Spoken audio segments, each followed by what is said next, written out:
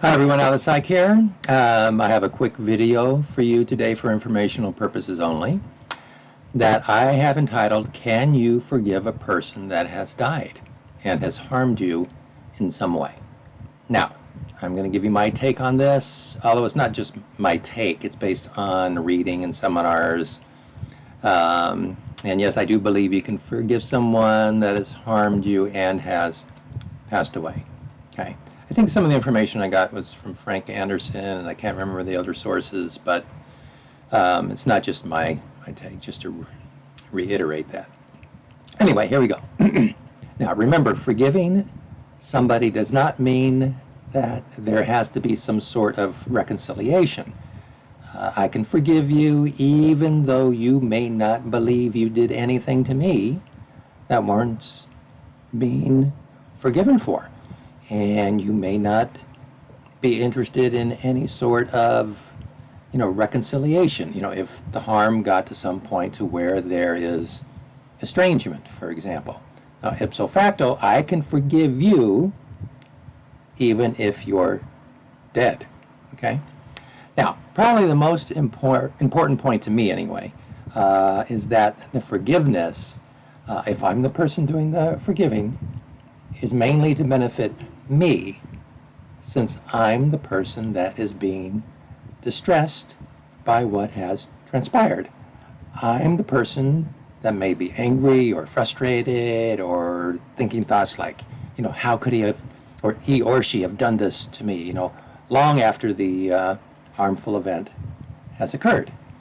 So, how do I go about forgiving somebody, even if they're dead? Okay. Well, there are several things that can be done, and I'll throw a few out here. Okay. Recognize that human beings are fallible and make mistakes. Okay.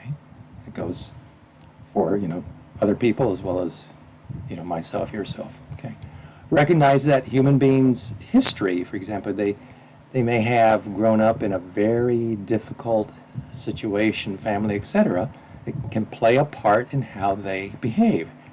And this is not a justification for the behavior, but it's an understanding of their behavior. And I use that when I was at work a lot, dealing with children in school settings, and I knew their home situation, and just made it a little bit easier, actually a lot easier, to deal with some of the behaviors of the children.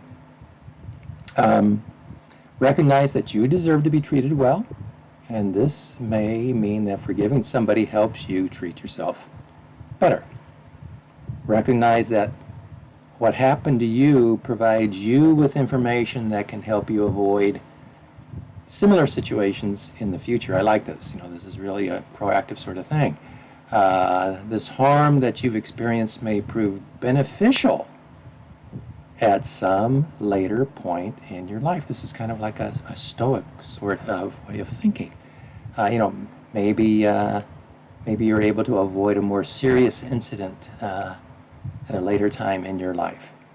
And recognize that the less the incident affects, the easier it may be to forgive. And here's where therapy and treatment can assist in the forgiveness process. So, for example, I think of Jacobsonian strategy, which is like staying calm and relaxed as you think about the incident that harmed you. If you can work on that, if you can see what harmed you, but stay relaxed in that way, you'll still remember the event, but the event is going to take on a different sort of flavor. It's going to be kind of like looking at it in black and white. It's not going to have the impact. It'll be there, but it's really not going to hurt so much if you do it. Okay, and I'm sure you can kind of come up with your own scenarios here as well. But that's it. That's my take on it. I hope it's useful.